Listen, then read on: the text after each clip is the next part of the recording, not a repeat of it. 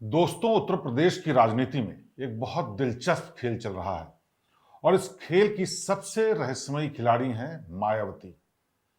मायावती वो महिला जिन्होंने एक वक्त में पूरे उत्तर प्रदेश पर राज किया, जिसकी एक आवाज से सियासत हिल जाया करती थी।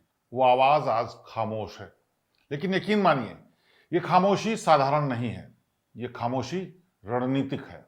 पिछले 4-5 साल में उत्तर प्रदेश की राजनीति में ये वक्त सिर्फ बीजेपी की जोरदार मजबूत आवाज का नहीं रहा, बल्कि ये वक्त वो भी है जब खामोशी भी एक रणनीति बन गई है।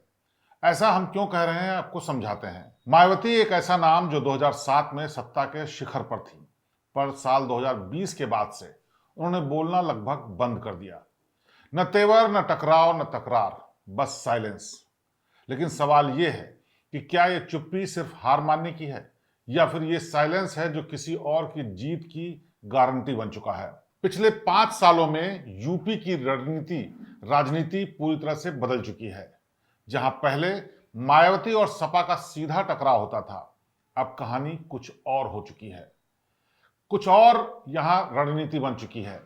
बीजेपी सत्ता में है, अखिलेश विपक्ष में लगातार संघर्ष कर रहे हैं, और मायावती वो उस कोने में है जहां ना तो पूरी तरह से वो विपक्ष में है और ना ही सत्ताधारी दल के साथ या फिर उनके खिलाफ। सवाल उठता है कि आखिर क्यों मायावती वो नहीं कर रही हैं जो एक मजबूत दलित नेता से उम्मीद की जाती है। क्यों वो बीजेपी पर खुलकर हमला नहीं कर रही, जबकि बीजेपी का पूरा वोट बैंक दलितों में सेंध लगाने पर टिका हुआ है। दरअसल यही तो पूरी कहानी है, जिसे समझना बेहद जरूरी है। मायावती समझती हैं कि साल 2027 में बीजेपी की सबसे बड़ी चुनौती कौन है, अखिलेश यादव या मायावती। बीजेपी जानती है कि अगर यादव और दलित वोटर एक साथ आ गए तो पूरा यूपी का गणित बदल जाएगा, और इसीलिए मायावती का शांत रहना, उनके पक्ष में दिखते हुए भी रहना और ना दिखते हुए भी रहना बेहद जरूरी है। कहीं ना कहीं बीजेपी के लिए एक साइलेंट सपोर्ट जो कि मायावती की तरफ से मिलना चाहिए बेहद जरूरी है। बीजेपी को मायावती से जो सबसे बड़ा फायदा होता है वो दलित वोटर्स का बंटवारा।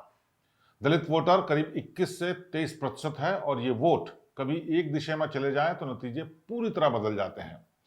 साल 2022 में भी यही हुआ था। मायावती ने मैदान में रहकर बिना जोश के चुनाव लड़ा, पर इसका असर यह हुआ कि बीजेपी को अप्रत्यक्ष रूप से फायदा मिल गया।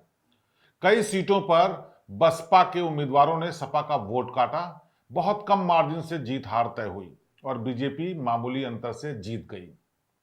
अब सवाल यह नहीं है कि मायावती जानती हैं ये बात या नहीं, सवाल यह है कि वो आखिर चाहती क्या है। क्यों वो एक ऐसी पोजीशन में है जहां उनका हर कदम बीजेपी को मजबूत करता है, उनको सपोर्ट करता हुआ दिखता है। देखिए, मायावती की राजनीति हमेशा व्यवहारिक रही है। वो माहौल के हिसाब से काम करती हैं। वो जानती हैं कि उनका सत्ता में सीधे लौटना अब बेहद मुश्किल है। दलित वोट बैंक में अब नई सोच आ गई है। कई लोग आ गए हैं और एक हिस्सा अब बीजेपी की दलित राजनीति यानी सबका साथ और सबका विकास के नारे से प्रभावित हो चुकी है। दूसरा हिस्सा अखिलेश यादव के सामाजिक न्याय गठबंधन की पीडीए की तरफ झुक रहा है, जिसे रोकना उतना आसान भी नहीं है।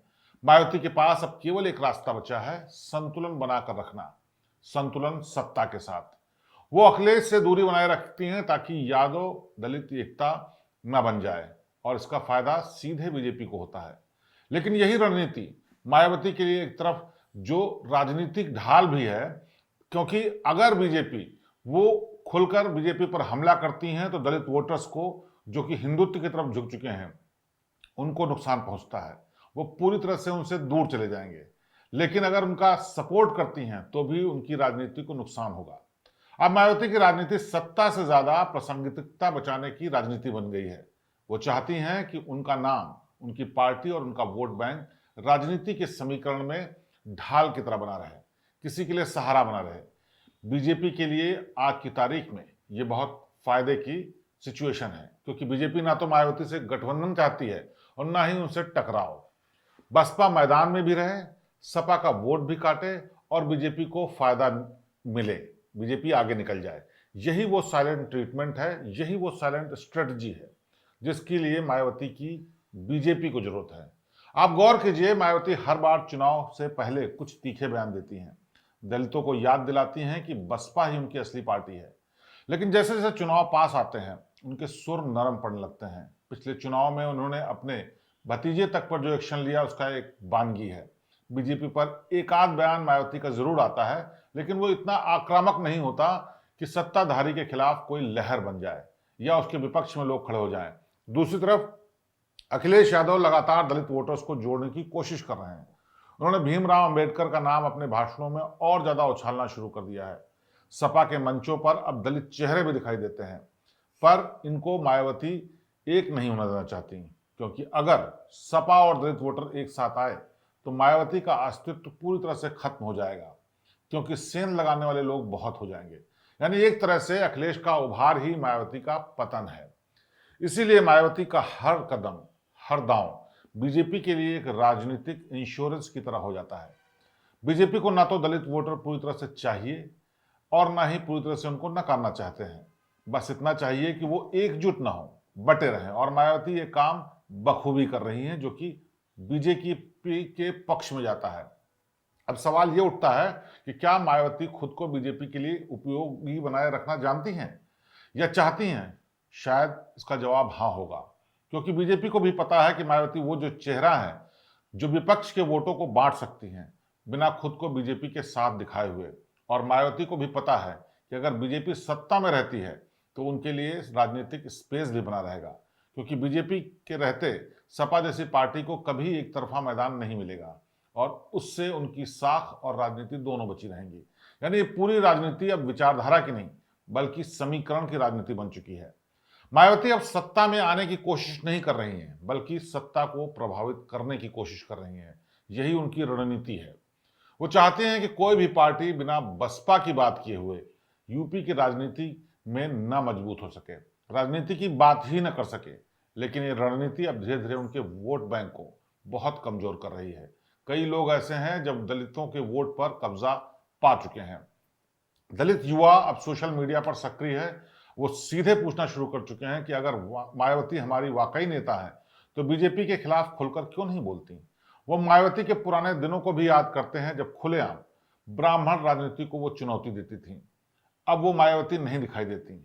अब दिखाई देती है तो एक टोकने टालने वाली राजनीति, यानी कुछ कह करके भी हल्के में कोई बात कह दी जाए। वो आने वाले 2027 के चुनाव में मायावती का रोल बेहद दिलचस्प देखना चाहते हैं कि वो खुलकर विरोध करें, लेकिन किसी से शायद मायावती गठबंधन भी नहीं करेंगी। उनका हर कदम बीजेपी के लिए एक राजनीतिक बूस्टर की तरह काम करेगा, क्योंकि जब विपक्ष बटा रहेगा तो सत्ता के आने का रास्ता साफ हो जाएगा और इस वक्त सबसे आसान रास्ता बीजेपी के लिए है। यही है मायावती की मौन रणनीति। शांत चेहरा, ठंडी आवाज, लेकिन हर कदम में गणित छिपा है। वो जानते हैं कि उनकी हार भी किसी की जीत बना सकती है और शायद यही सबसे बड़ी उनकी ताकत है।